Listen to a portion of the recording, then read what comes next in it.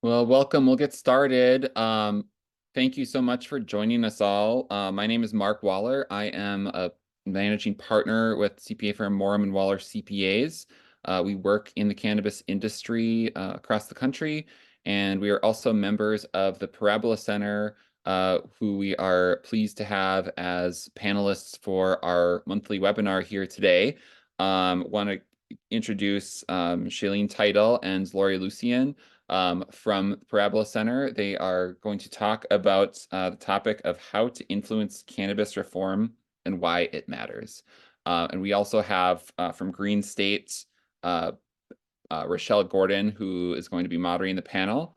What we'll do is Rachelle has Q&A for them, and then certainly if you have questions or comments, please put them in the chat, and we will get those questions over to Rachelle as we go along.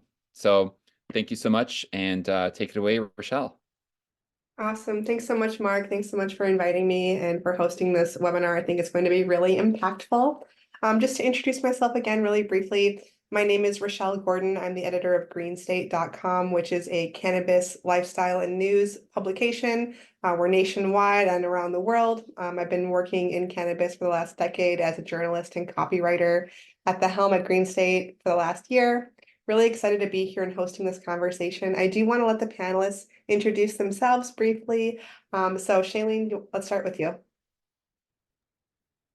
Great, thanks, Rachelle. Thanks to Mark and everyone at Morem Waller for hosting this. I've heard this is a great webinar series, so I really appreciate the opportunity to be a part of it. So my name is Shaleen Title. I'm one of the founders of Parabola Center for Law and Policy. I have a very long career working on marijuana legalization and advocacy. I started in college, and then I worked on a couple of failed state legalization initiatives, and then Colorado. Since then, I've been working on equity initiatives, and then I was a top cannabis regulator in Massachusetts for 3 years. And currently I work on, I would say my focus is preventing marijuana monopolies moving forward. So thanks again for having me here. And Laury, would you like to introduce yourself? Hi, everybody. My name is Laury Lucien. I also go by Big Mama in case you hear me refer to a Big Mama and you're like, where she's at. I I am the education director for Parabola Center. I was also appointed by the treasurer to the Cannabis Advisory Board, where I serve as the chair of the Public Safety and Community Mitigation Subcommittee. And I also serve on the Market Participation Subcommittee. I am a professor at Suffolk Law School and Clark University, where I teach cannabis law. What else would I be teaching? And I do a host of other things, including owning a brewery. But the most important thing that I am is a vibe. Awesome. Well, thank you both so much for being here and for all the work that you're doing on behalf of our community. It's so, so important. And I think that you hit it on the head, Shaleen. You know, we want to prevent monopolies in cannabis as we are emerging in this industry and federal reform whispers get louder. I think it's really, really important that we remember where we came from as a community. And I don't think everyone is doing that. And so I think it's, you know, really impactful what you're doing. For those who don't know, Shaleen, maybe on a high level, what is the Parabola Center and what exactly do you guys do? Yeah, so we're a nonprofit and nonpartisan think tank. We're run by Big Mama and me and our third director, Chanel Lindsay. She's our entrepreneurship director. And it was founded kind of after my term as a regulator ended. I wanted to switch to looking at federal policy. And it became clear that there was this gap or this problem that needed to be solved. What we do is we marry two very popular ideas. And the first is that no one should be arrested or harmed for using marijuana, which many excellent organizations are working on. But the second is that we should not have our lives ruled and governed by 2 or 3 large corporations and enriching their billionaire owners. But unfortunately, the path that we seem to be on with federal legalization would be a corporate free-for-all that would end in a monopoly.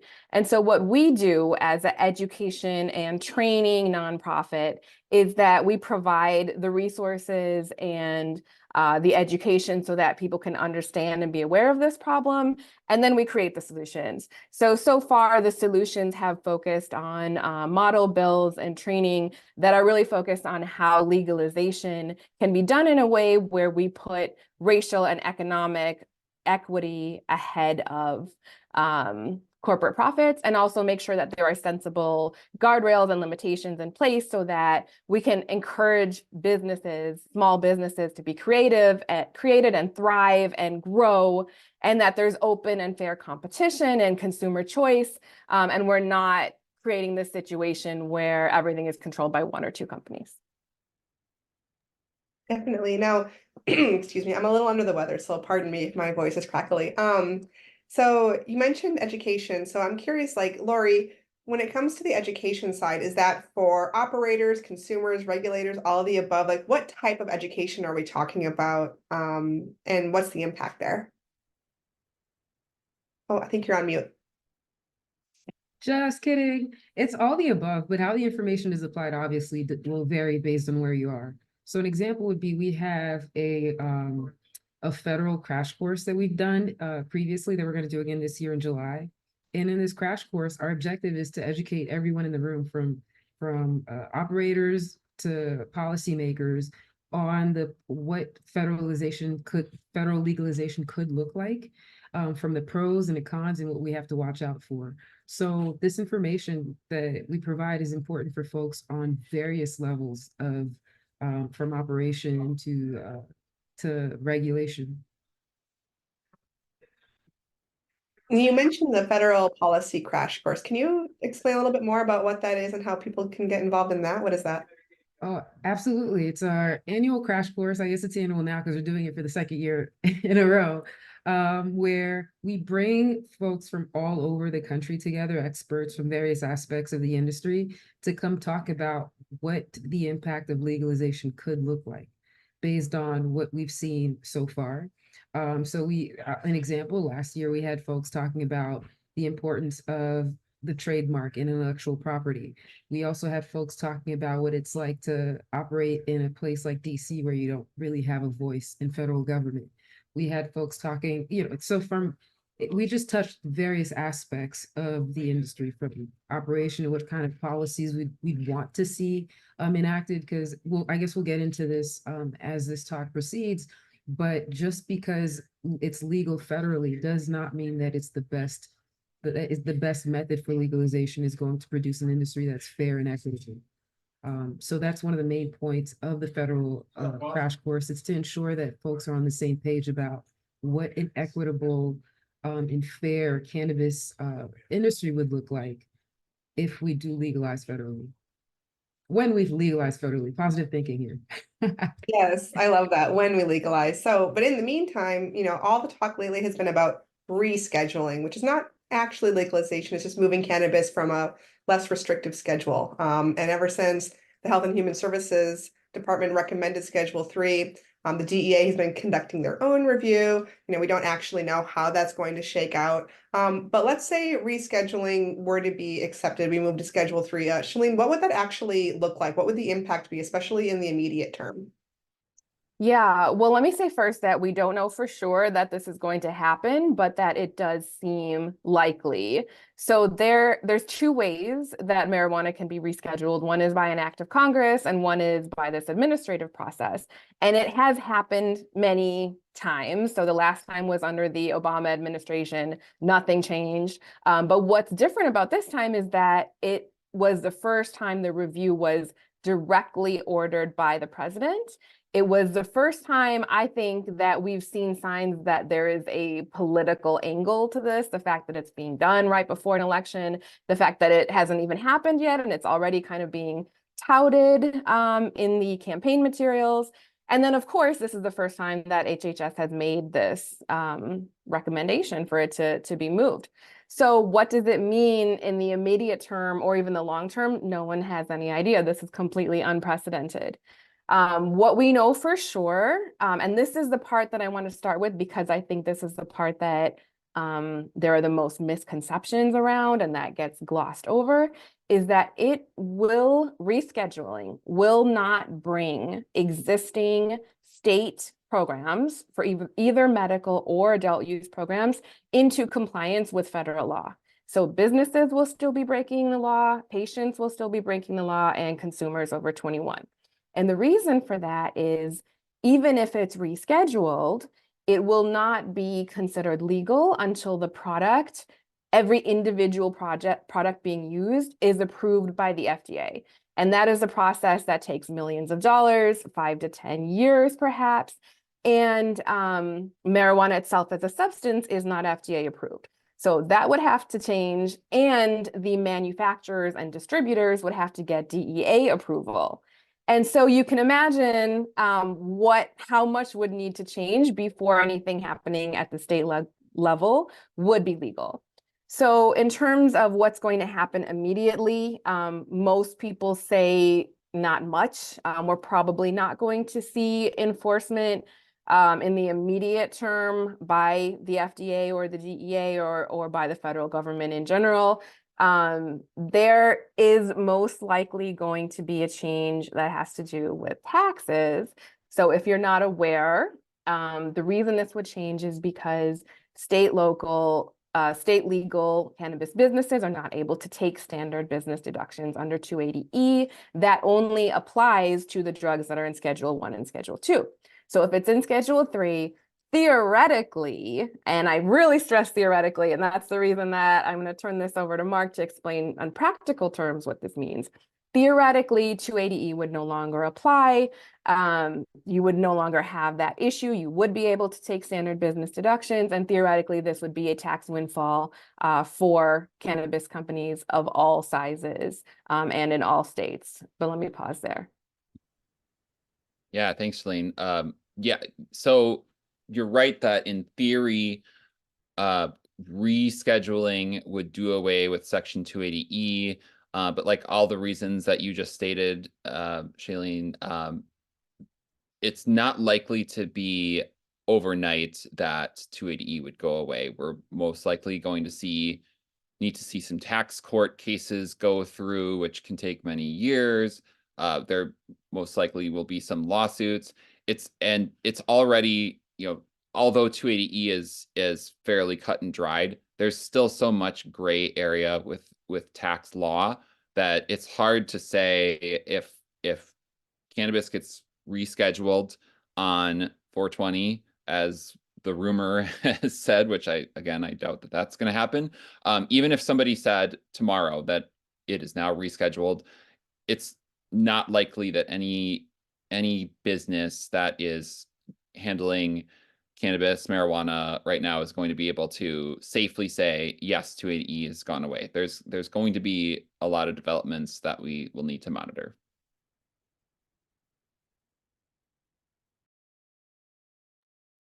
So we talk a lot about then descheduling, right? And how that can maybe be more of a win for the community overall. So would it actually be more of a win? Is descheduling the preferred option over rescheduling? What would you say to that, Laury? I'm definitely a proponent of descheduling over rescheduling. In fact, the federal government has been recommending to decriminalize since the CSA was enacted. The Nixon administration was told twice by their own administration to deschedule it, in that by placing marijuana in the controlled substances, you're basically creating an assumptions in the minds of the American people that it's as bad as heroin and all those other drugs. So these are the words of our own federal government. But the way that this government is set up, they like to lock up innocent people. So they ignore the recommendations from those two commissions that recommended it. So the reason why it's most important is because it's no longer a controlled substance. So we're looking at the criminal justice piece. If we reschedule, we're still going to be enforcing these laws against folks, against patients, against operators. And I no longer want that risk to exist. There's also the tax component to it. So those are all the positives. But as we decriminalize, I really want to make sure that we don't open it up to to monopolistic behaviors. Because if we decriminalize without any protections for businesses that are operating currently, small businesses and in equity businesses, you're going to see these large multi-state, not even multi-state, international companies, big pharma, big alcohol, big tobacco come in and try to consume and gobble up the entire industry. And we're going to be left with a terrible industry from my perspective as an operator as well. So decriminalization is what I want, but I want decriminalization done correctly and done in a manner that acknowledges the harms that were done by the egregious and awful enforcement of these laws. Yeah, absolutely. And, just to preface, like descheduling would mean that cannabis would be removed from the Controlled Substances Act altogether and regulated more like alcohol and tobacco, right? Whereas rescheduling to Schedule 3 would put it in the hands of FDA, right? So Shaleen, I'm curious, like, is descheduling versus rescheduling the biggest debate right now? Is that what we should be focusing on, that question? No. And it drives me crazy that seems to be the question because, first of all, I'm not under the impression that descheduling is going to happen immediately. I think we need extremely strong, united advocacy for descheduling. And we're definitely a part of that. In DC, next week, there's going to be the biggest ever so far, or at least since the 70s, grassroots day of action. And I really encourage people to go if they can. But if you can't go in person, at least talk to your legislator and let them know as a part of this, here's what I want legalization to look like, or here's what I want rescheduling to look like. Here's the vision, because they're not hearing that much. And that's the whole point of this day of action. But no, thank you for asking me that. What is more important than rescheduling versus descheduling is what type of guardrails will be put into place as we move from state regulation to federal regulation. So my son watches Pixar movies, and there's this scene in the movie Soul where the main character is talking to this jazz musician, and she says, I heard this story about a fish, and the fish is asking for the ocean, and they tell him, you're in the ocean, and he says, this is just water. I'm looking for the ocean. And I think it's about being present or gratitude or something like that. I don't even know what it's supposed to be about, but I think it's an excellent illustration of where we all are because we have only ever seen state regulation. No matter how we feel that it's going, all we've ever seen is a system where, one, the product cannot cross state lines.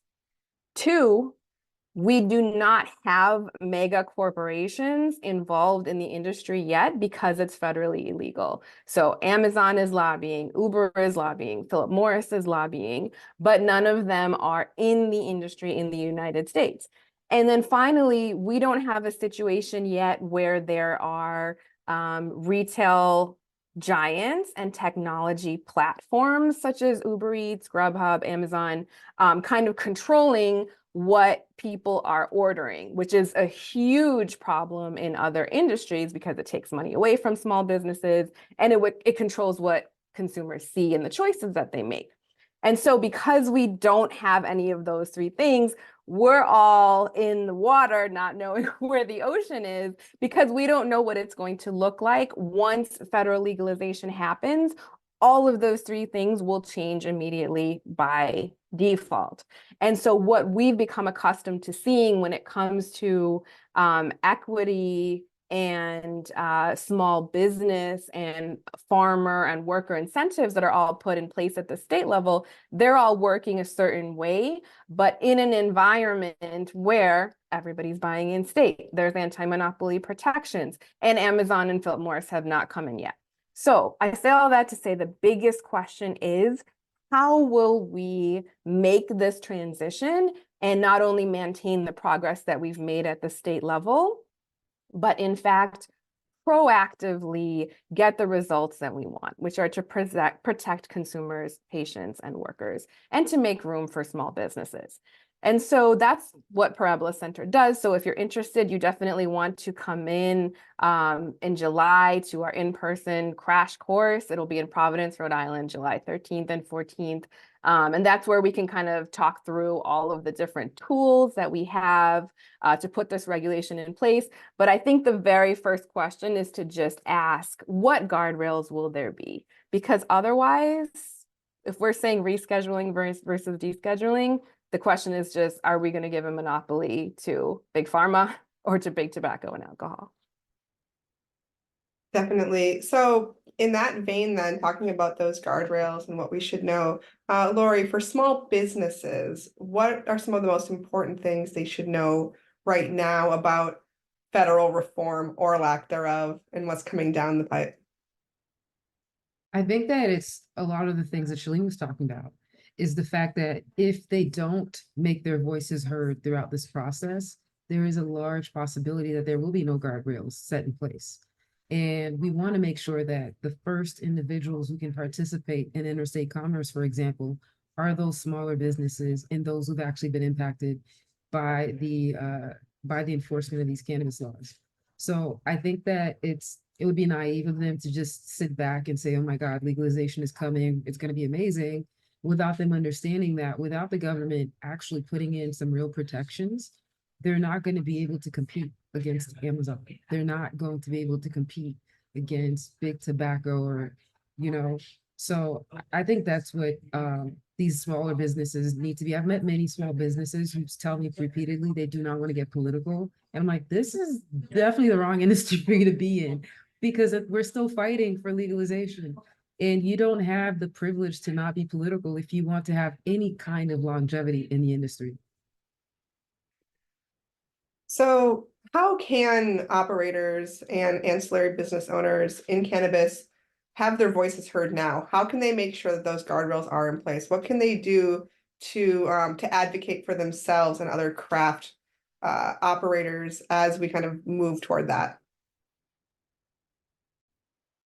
Yeah, I mean, I'm glad that we moved to that relatively quickly, right? Because it's the worst thing when you're just talking about the problems and you're not talking about the solutions. So the great thing about this is my term ended in 2020. So I've spent the last 3 years paying really close attention to what's happening at the federal level. And what everybody knows is there has been no progress, right? Like no matter how much money has been poured into banking reform, which we do need, or tax reform, like nothing has happened in Congress. Not only that, I think that the fact that staffers and members of Congress are only hearing from lobbyists who are pushing for those things is kind of demonstrating that they're not hearing from the people, right? And they're not quite sure how to move forward. And that's why it's so important that they have to hear directly from impacted people and from just large groups of ordinary people, because that's what happened at the state level. In all of these states, starting in 1996 in California, it was all about patients saying, we want access and we shouldn't be arrested, and making their stories known. And that's how the law is passed, right? It's not because, lobbyists came in or whatever it is that they're doing now at the federal level. It's also really important, for having been in government, that the staffers have people that they can call. It usually happens really quickly, that you need to vote on something and, you haven't talked to someone in like 6 months, but you remember that you had a productive meeting with them. You remember that they are a person who's impacted, they're a patient that goes to the dispensary every day and they can talk to you. That's who you call. And so that's who you want to make yourself, this like friendly, available source of knowledge that's going to be there when the decision making comes. So what you can do is be a part of this action next week. Contact your federal legislators. I'm not going to tell you what to say, because you have to represent yourself and make clear what your priorities are, regardless of who you are in the industry or the movement. You just have to make it clear to that staffer that this is important to you.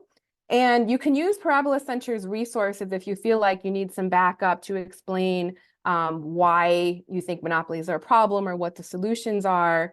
And you're not going to have to go in much depth because the staffers haven't heard much of this around cannabis, right? They are hearing this in tech and AI and groceries and so many other industries, but they're not hearing it about cannabis yet. So they'll be able to connect those dots, but they just need to hear it from you. So that's number one, is make sure that you're contacting your legislators. And then number two is just talking to your friends and family. Again, that's how changes get made.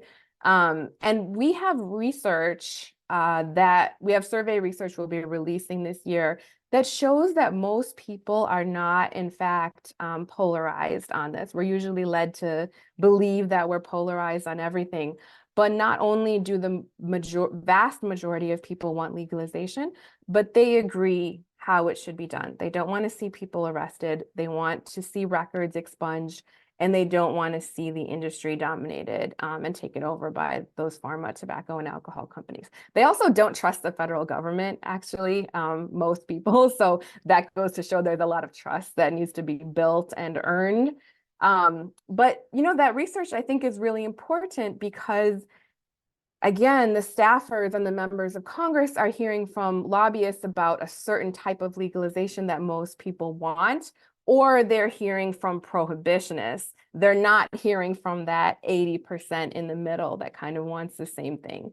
So if you contact your legislator next week and you tell them you're part of this action, I guarantee it's going to be worth your time, and it's going to make an impact that is worth it. What about the consumers, right? Whether it's just regular people who like to smoke weed, people who engage with licensed operators, maybe they don't. What can we do to educate them and to help them engage? And do you think that most average consumers know about what's going on the federal level? I know when I've asked my network, a lot of people don't even know that rescheduling is a thing, or possibly could be a thing. So I'm curious, Laury, like what can we do to engage the consumers and the rest of the community outside of the bubble that we're in? I definitely agree with you that most consumers aren't fully aware of what's happening in the regulation. I mean, a lot of operators don't understand, so never mind the consumers. I think that there's a lot of work that needs to be done to educate them in terms of outreach. There are some groups on the ground in Massachusetts, for example, who are more focused towards consumers and ensuring that they have information and access. And that's what we have to do, is we have to rely on those who are already doing the work and providing them support. And I also think that by educating the companies that directly interface with consumers, they will be the best ones to be able to provide that information to their base, if that makes sense. But it has to be a lot of intentional outreach to the consumers. Yeah, if I could just add to that, I think that the voices of small business owners like Laury are so important because they've actually been through the process, and they know the regulations and the application process and the business side from having experienced it directly. And you can't leave those voices out. When it comes to consumers, this is what I tell people, like, even if you don't care about the moral and the ethical aspect of this, and you just want, the cheapest possible product, it is not the corporations that are going to help you. If you look at a state like Massachusetts, you can see it took several years for it to take effect, but we have a diverse group of operators. We have small businesses that are thriving. And most importantly, we have low prices because it's a mature market. And that's because we have competition, because a person or a company can only own or control up to 3 licenses. Whereas if you look at other industries, if you've used an Uber in the past few years, when Uber started, it was like $3, right, to get a ride until they took over completely. Now you have no choice but to use Uber. It's their product, it's their price, and there's nothing you can do about it. So just imagine what would that look like for marijuana. If you're a consumer, I don't think that's what you want to end up with. Definitely. Now, what about like engaging with the Parabola Center? Maybe can they come to you online if they can't be there in person in DC? how can people engage with the work that you're doing and maybe offer advice or suggestions about what you could cover next?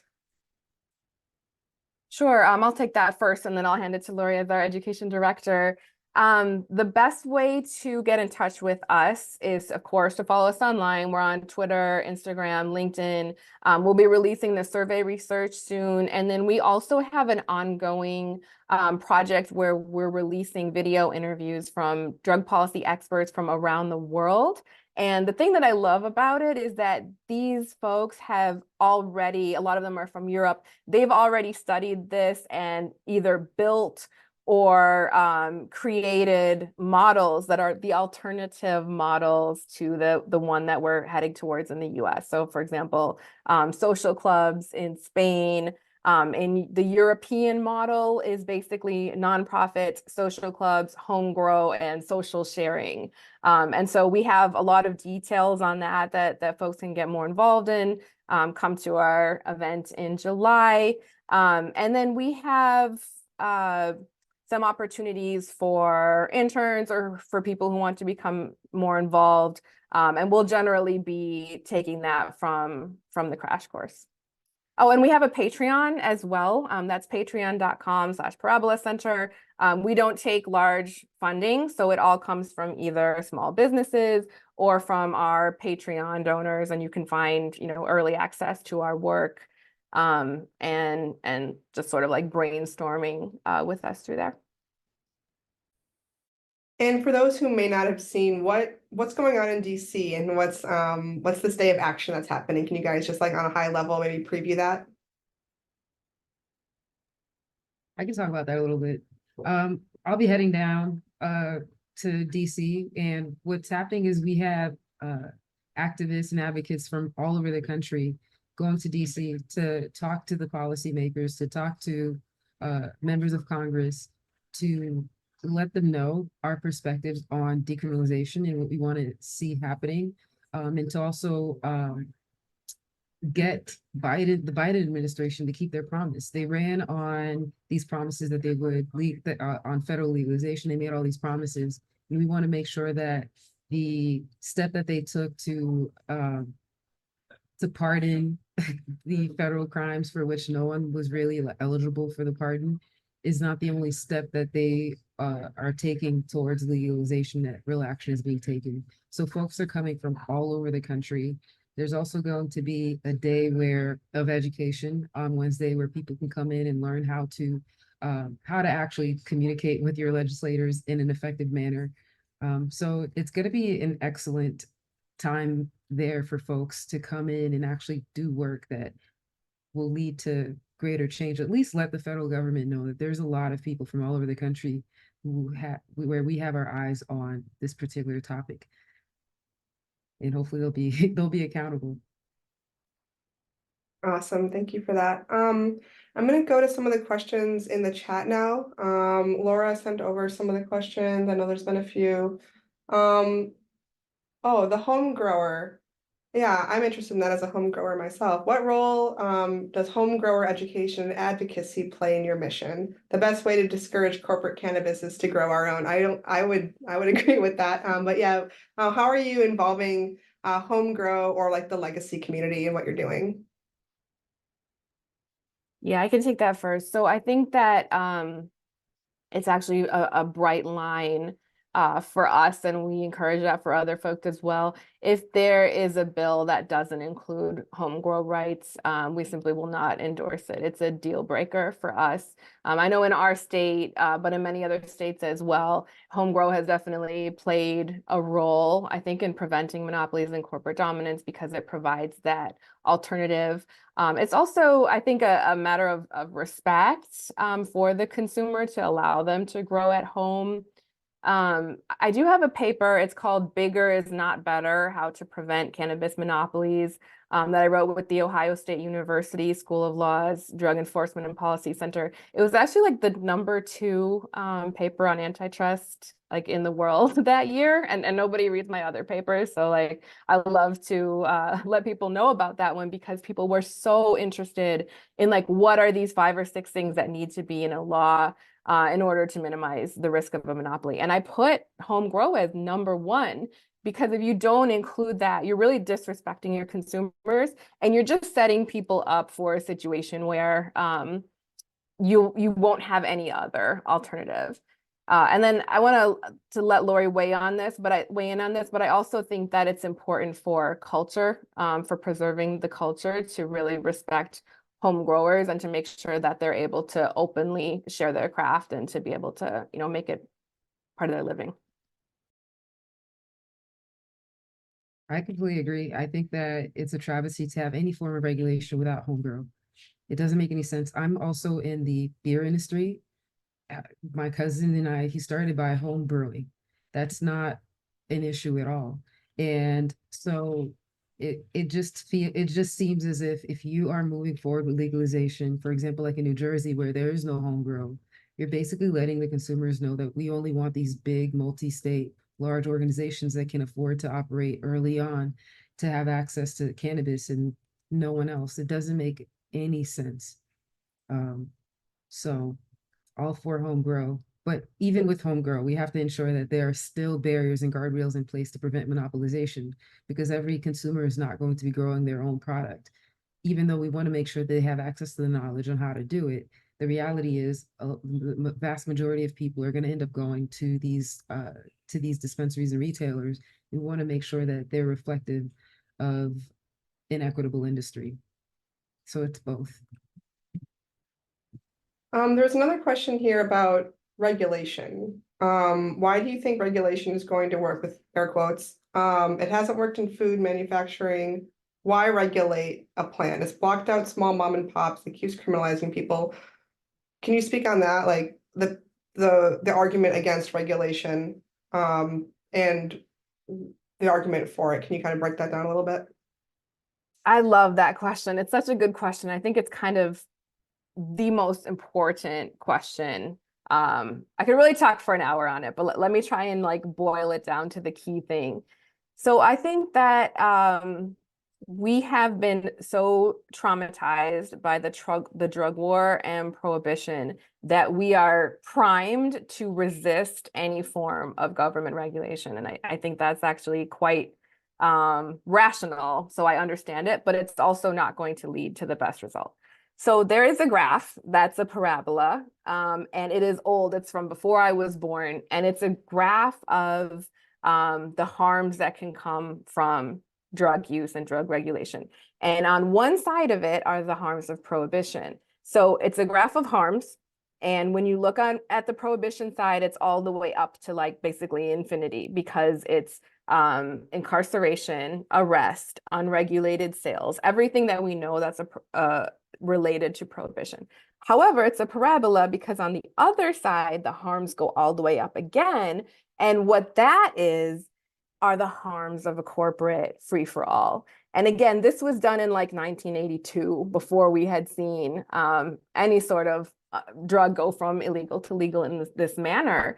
But what they foresaw was that once you have a corporate free-for-all, you have a substance that has risks, it has harms, and more risks and harms as we move away from the natural plan and more towards unknown substances and derivatives that haven't been tested with thousands of years or with formal research. And then the harms are in place because we are incentivizing companies to make a profit and to addict more people or to get them to buy more, because that's where more of their profits are coming from.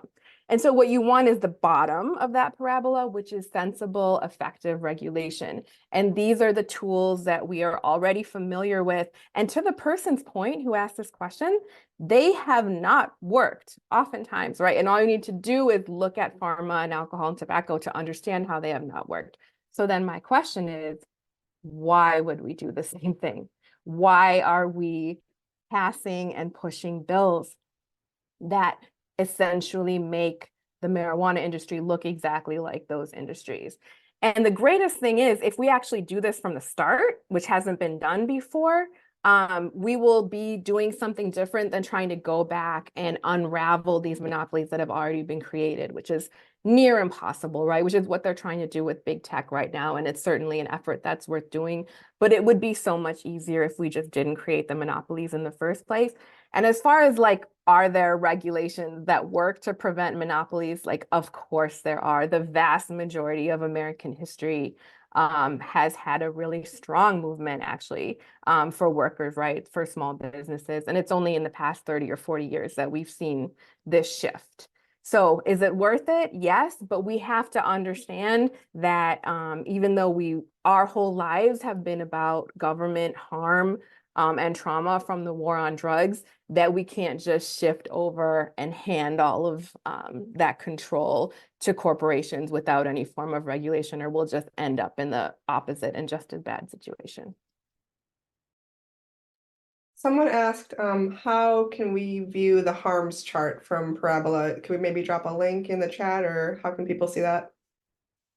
We are going to be unveiling a new version of that at our crash course. So if you can't make it in person, look out in July. The original one from the 80s used the term black market gangsterism on the prohibition side. So it's a bit out of date. So we're in the process of recreating it for 2024. It's a great question. Thanks for asking. Okay, so I'm reading this comment now, regulate license amounts. I wanted to get clarification. Does that mean like a license cap? I'm not sure what that question mean. Yes, okay, so license caps, how do we feel about that? I mean, I feel like personally, when we have seen other markets come out, I believe in free market capitalism, but like, and then the cream of the crop rises to the top. But some people find that to be unfair because corporations can have unfair advantage in those situations. So how do we balance that?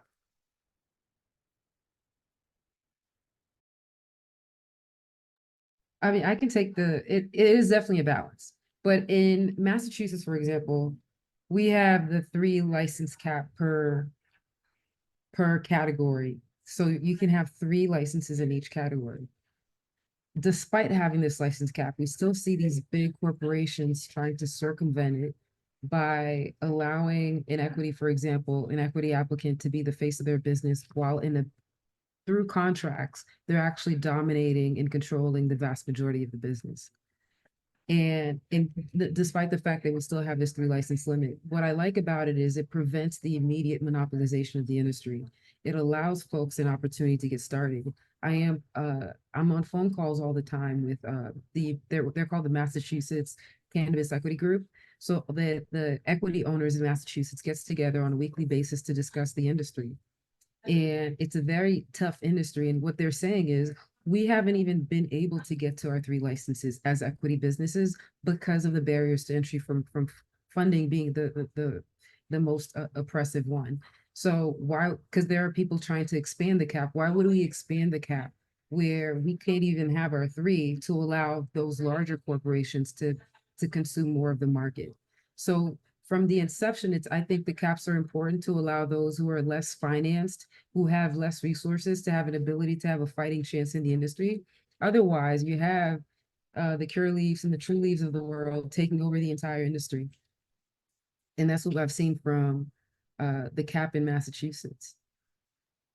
Right. And just to let people know what that cap looks like. So it lets any person or entity own or control up to 3 licenses and up to 100,000 feet of canopy. And so that is, I would say, a pretty generous cap because it allows a small business, that might start as a micro business, grow all the way to that size, and compete. You can have 3 retail stores. If you're medical, and you can have additional medical. So if you are, I think you just said free market capitalists, it's an opportunity for businesses to grow. It's not artificially keeping them small. And the commissioners can in the future adjust some of those caps, but the point is not just the fact that they're in place, but that there is consistent enforcement. So we have had some license applicants come in. Anyone who knows anything about social equity is aware that there's a big problem with predatory lending and control of social equity licenses across the country. So early on, we did have a situation where there were some applicants who were unlawfully being controlled by another applicant, and that license was denied, and they had to go back, redo their contracts, come back and apply again. But that enforcement takes a lot of resources, right? It takes a lot of experts in, say, forensic accounting, going through, reviewing the contracts and making sure that it's enforced, because what's the point of a regulation if it's not enforced? So at the federal level, we recommend a license cap system. It would have to come with the same kind of enforcement and the same kind of teeth behind it. So that's kind of what it looks like. I'll drop in the chat our anti-monopoly toolkit, which has our federal proposal for the equivalent of what the license caps will look like, and how they have room for small businesses to grow. Here's a good question from Veronica. What are your thoughts on the best ways to protect non-citizens or permanent residents who hold green cards? For those that may not be aware, even if cannabis is legal in a state, people in those situations can still be at risk, right, of losing their status, correct? So how can we advocate for them? Yeah, so this is why it's so important to have a coalition, right? Because not every organization can do everything. So we believe really strongly that we're not going to support any federal legalization law that doesn't fix that problem. So we work with the Drug Policy Alliance and other groups as part of the Marijuana Justice Coalition. And I would describe it, we have the equivalent in Massachusetts too, where we're all kind of holding hands and saying, we're not going to let anything go through unless the experts in the issue have reviewed it. And that's kind of how I feel about this problem with deportation, and how I feel about rescheduling as well, right? Because not only will rescheduling stop any arrests or make state businesses compliant, but it's not going to stop any deportations of non-citizens as well. And how can we let something like that go through and call it an incremental step? So I really appreciate the person who asked that.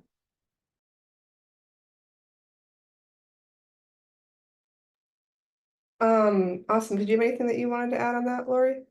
No, I mean, I concur. My parents I mean, I grew up in Haiti, so are they, and my parents literally had to become American citizens in order to help me in my companies, because it's really dangerous to operate in this industry if you're not a citizen.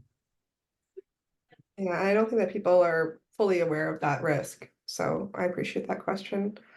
Okay, well, I would love to have you share how people can, again, engage with you. How can they get in touch with you after this webinar? Right. Follow us at the Parabola Center on our social media. If you go on our website, I believe you can sign up and put your email, and you can get our emails.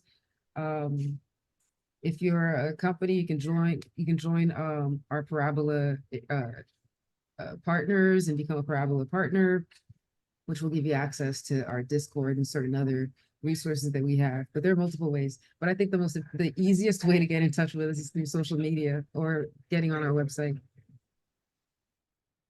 Yeah, I'm gonna put in also in the chat how to sign up for our email list, so that you can hear about registration for our crash course when it opens. Because sometimes you just gotta do things in person. It just, the vibe is different. You learn more. Like, one or two voices can dominate things online for sure.